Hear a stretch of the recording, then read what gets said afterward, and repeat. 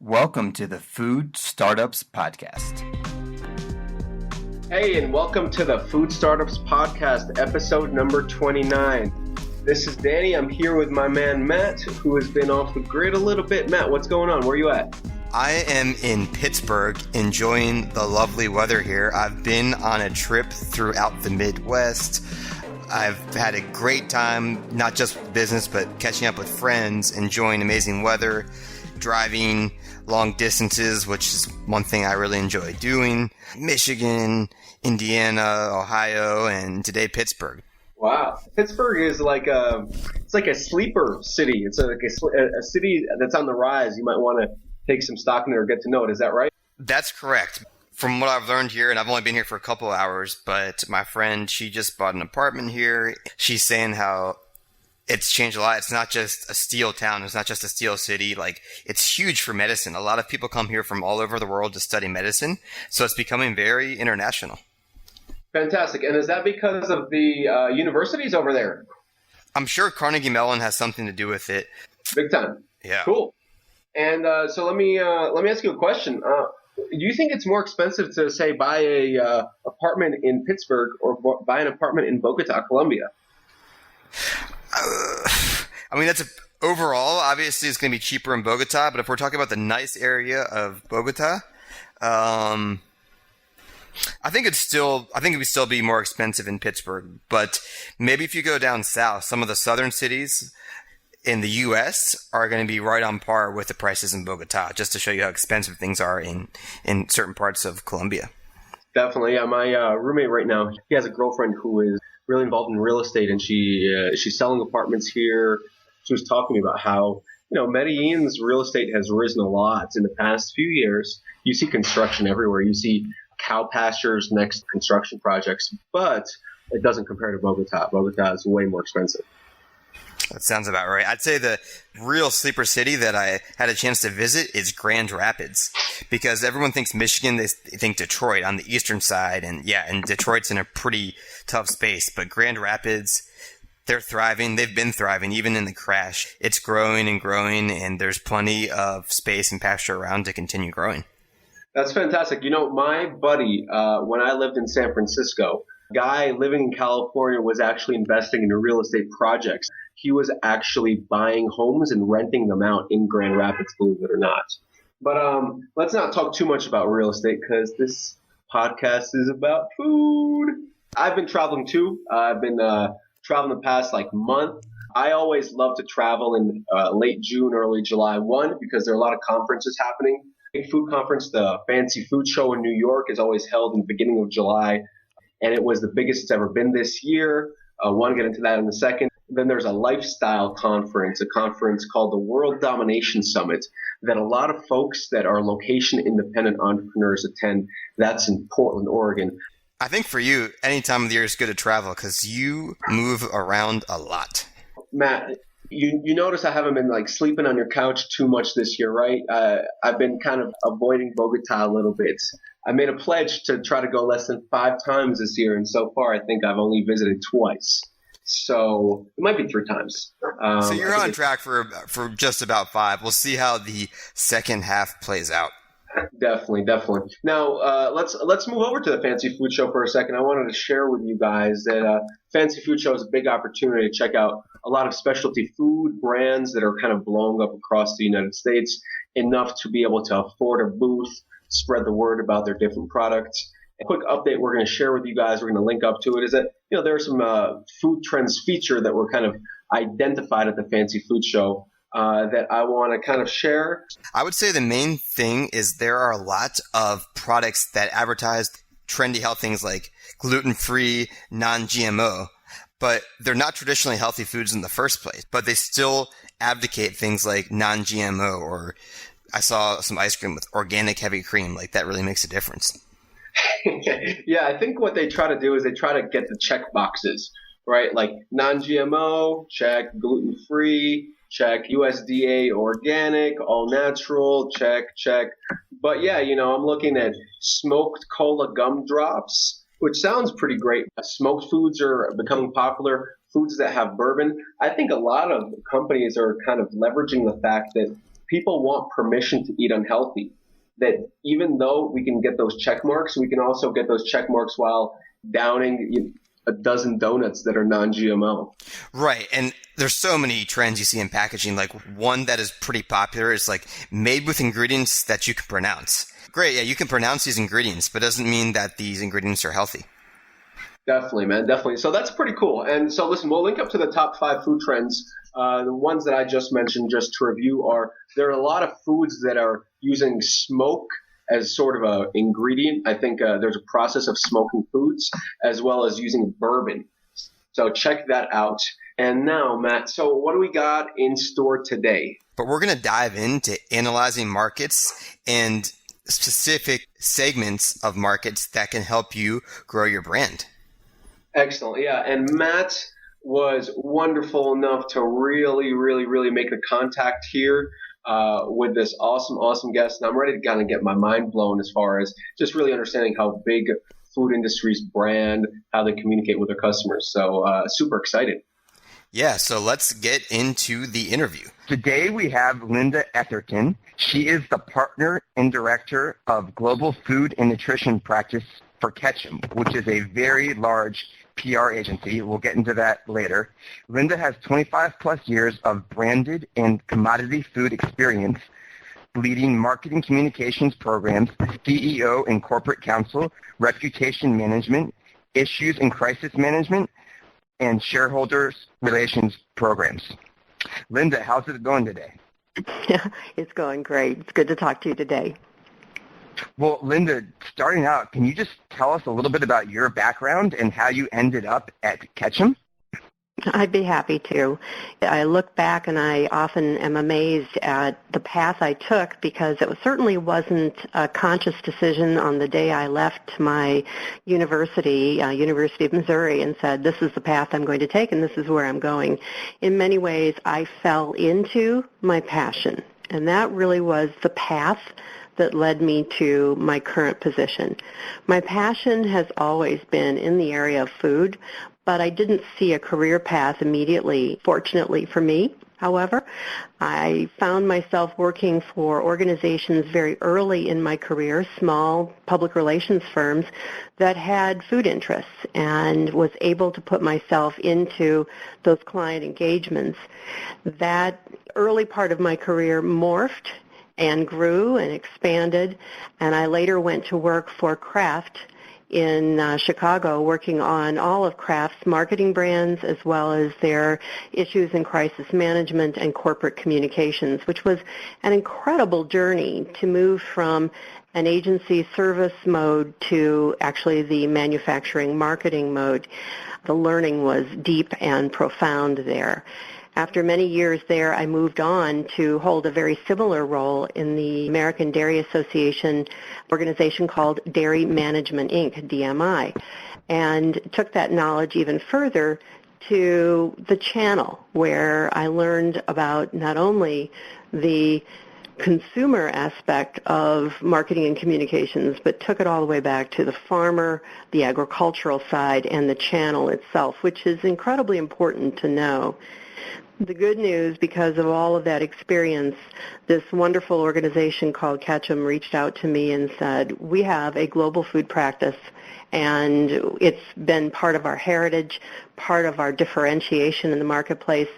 Our lead on that food practice is retiring. Would you be interested? And frankly, it's a dream come true. It's a wonderful opportunity for me to bring all aspects of this career and these experiences to my colleagues around the world and clients, but more importantly, to elevate our organization's ability to be different, to be competitive, to be more insightful than any other agency working in food today.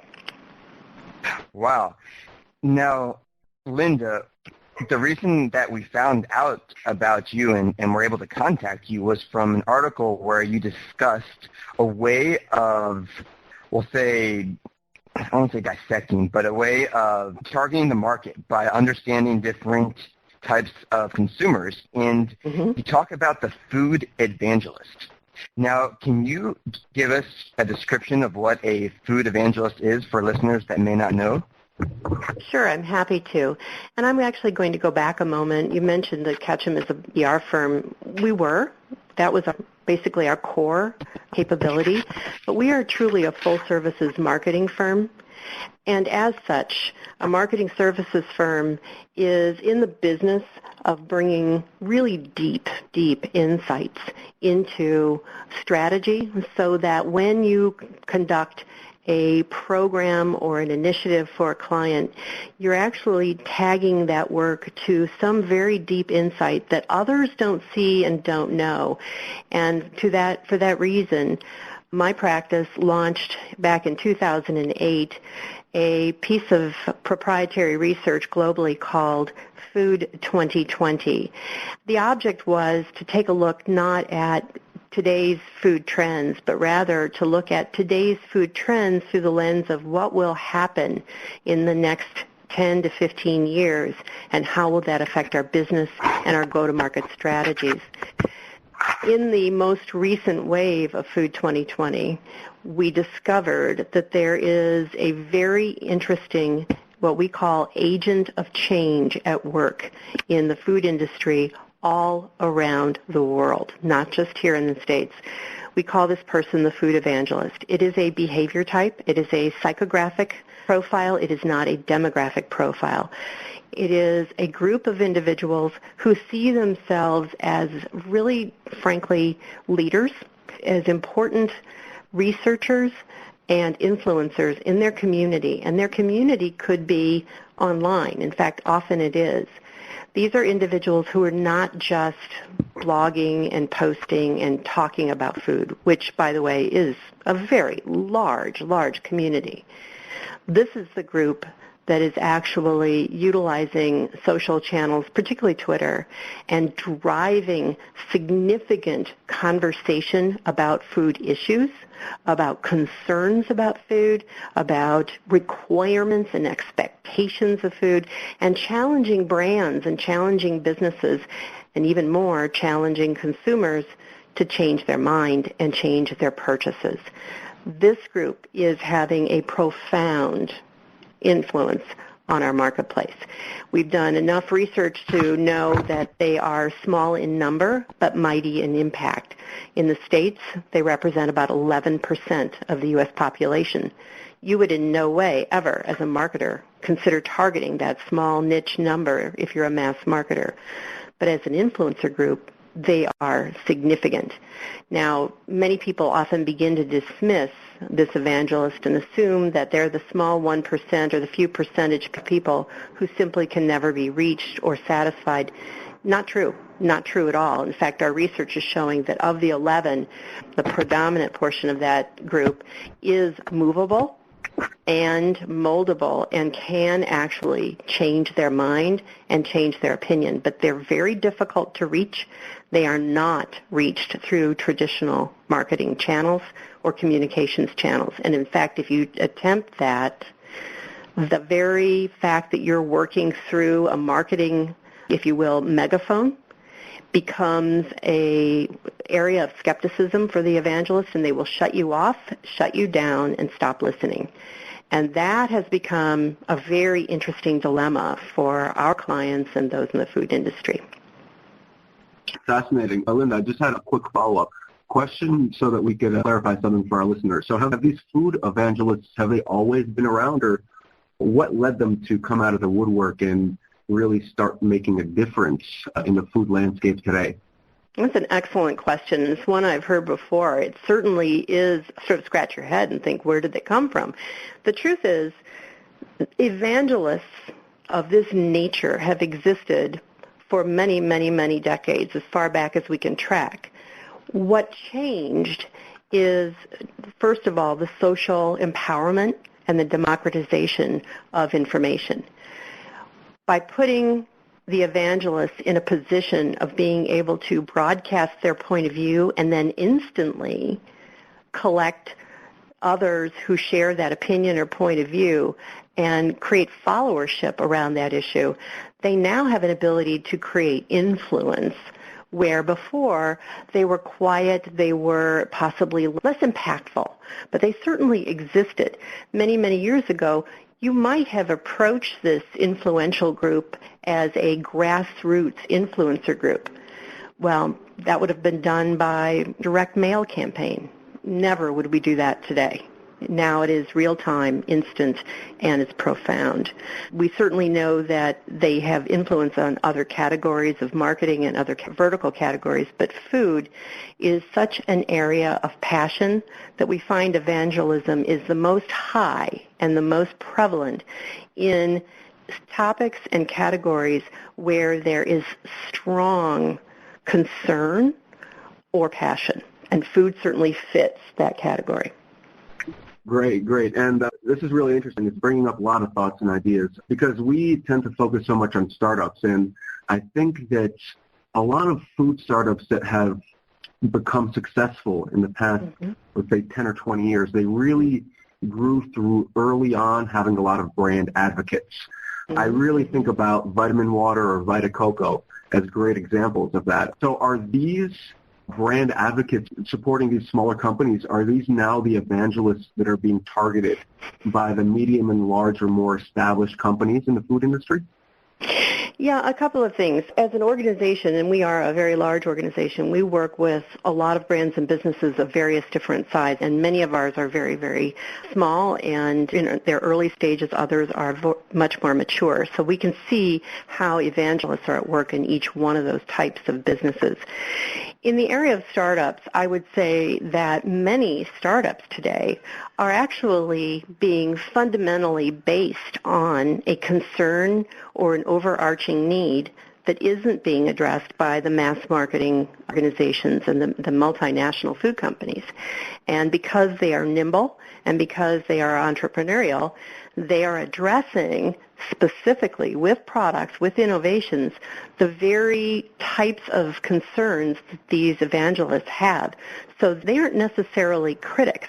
They can actually be the foundation of a fan base for your brand or your business. Now, in the area of companies that are significantly larger, that have been at work for many years, have established brands, they may find the evangelists are actually their chief critics. And they have to figure out a way to bring the evangelists into sort of a knowledge and an acceptance of their brands and their business. So two different aspects, but the evangelists can be both friend and foe depending upon your business, your brand, and your market expertise. Oh, fascinating. Yeah, I've never really looked at it that way, and it's fascinating. Very, very concisely put, so definitely appreciate that. Mm-hmm. And I think from the startup's perspective, polarizing is good. So friend or foe, getting people to have a strong opinion about your product, you're going to have people on both sides. It is a plus. Now, I'd like to challenge you, Linda, with all your experience. Let's just take a hypothetical example. Let's just say I have a new product. Maybe I have a mix of two really popular superfoods. Let's say I have some type of mix to add to a drink that uses quinoa and chia seed. Now, Linda, if you were going to help a small startup with, let's say, less than, minus their products, money to spend on advertising, let's just say $4,000 to $5,000, no more. What are some of the strategies that you would implement? I think if I were in that organization's shoes, the place I would start is identifying my fan base immediately and building a strong daily 24/7 relationship with that particular fan base. What we have found is the key to success, particularly with an evangelist group, is relationship building. Forget about marketing. Forget about advertising to them. Forget about, quote, targeting them. You don't target them. You start by identifying the concern or the need or the topic that they are most interested in. Build a platform around that concern or need or interest and attract them to you. We call this the breadcrumb strategy. You need to become highly, highly attractive interesting and engaging to this particular type of consumer. When they see you as having the right conversations in the right places with the right people at the right time, they want to be part of those conversations. And being part of those conversations and becoming more familiar with what you do and how you do it begins to build a level of trust and a fan base that is very deep. They see themselves as partners in your business, not as targets to buy your product. And if you attract them as partners versus targets, you'll have a much different outcome. Okay. Wow, that's a fantastic answer. And listeners, we will list all these things, breadcrumb strategy, and have further reading for you on our website. Now, Linda, let's move back to, and you'd mentioned that you guys work with smaller companies as well, but I know you also work with some very large companies. Now, if you wouldn't mind, just so we can get a scope on this, what do you mean by small and what do you mean by large in terms of annual revenue? And can you tell us maybe about when you would come in with those small companies, at what level Ketchum would come in with a smaller brand? Yep. I think this whole industry of marketing services and communications and the route public relations has changed dramatically in the last decade. And the counsel I would have given you 5 or even 10 years ago certainly wouldn't be the same counsel today. In the world of communications firms that we compete with and work side by side with, there are firms that are of high quality that are very, very tiny, and there are firms of high quality that are very, very large. But they are all not built the same way. What I would say is take a look at your business need and your business challenges and ask yourself, do you need capabilities and skills that will help you overcome a challenge and achieve a more unique business result than just it's a straight marketing effort. I got a product, I'm going to sell it, and I'm done. And the reason I say that is the larger firms have more resources, more skill sets, more bench strength, if you will, not just in sheer size, but capabilities of a wide variety that they can deploy to create highly integrated and powerful strategies. So a smaller firm may only have the ability to do traditional publicity and just put your name and your product into the limelight of a traditional publication or social media. Whereas you may have a business challenge that's far more complex. Possibly you've got a claim that doesn't make sense, that people don't understand your claim. Possibly you've got an ingredient or a process that's confusing or a potential lightning rod. Possibly you have critics that you need to work around. This is when you want a more skilled organization that has broader resources, that has crisis and issues management, that has public affairs expertise, that has regulatory expertise, that has the experience to say, I've been there, I've done that, and I can help you too. Is that helpful to you? Yeah, that's really helpful. And I think one thing that in health that I'm sure you guys have worked with are the challenges of labeling, because you have a certain ingredient, you don't know if you can say that it's what percentage can you say magnesium contributes to bone strength, and how do you name the ingredients on the fat? Can you say that it's raw, things like that? And those are huge challenges for us to work with. Well, we work side by side with regulatory and legal counsel because you not only have the standards of identity and the regulatory requirements that have to be met from a governance standpoint, but you also have some business decisions you have to make about how will those regulations and requirements affect how you go to market and affect your marketing strategy and your communication strategy.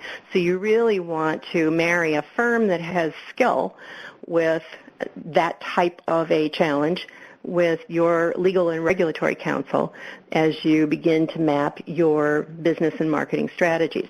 I will say this, that our organization has 7 full-time registered dietetic professionals on our team. That's very handy because these individuals can take the body of science and analyze the science and demonstrate to us what one can say and not say from a scientific standpoint in terms of messaging. And having that information and marrying that with what lawyers will tell you you can and can't say about the product begins to give you a very strong point of view on how your message will come to market. Excellent. Linda, I had a follow-up question. So how long does it take when you work with a smaller company? And what I have in mind are that a lot of the smaller and relatively successful new food companies in the United States are more artisanal and communicate more truthfully and might not want to even get bigger but have this fortunate problem on their hands that they're growing. How do you guys kind of integrate together? Because I know you have a background from craft and you have a passion for the industry, but do you ever run into issues there where folks are kind of like, yeah, we don't really know what to do because we don't want to have to communicate in this or this way? And how do you convince them that it might be good for the company and good for your consumer base to grow? Well, let me step back a second and say that we are first and foremost business consultants as well as communications consultants.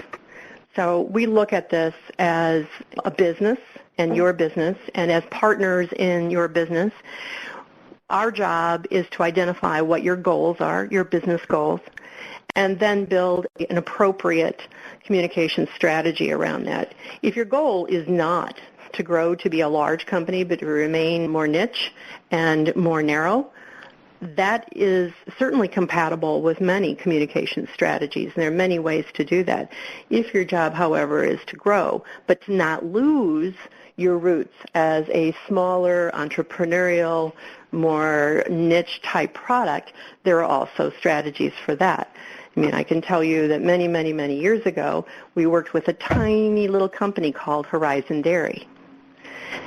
It became kind of large.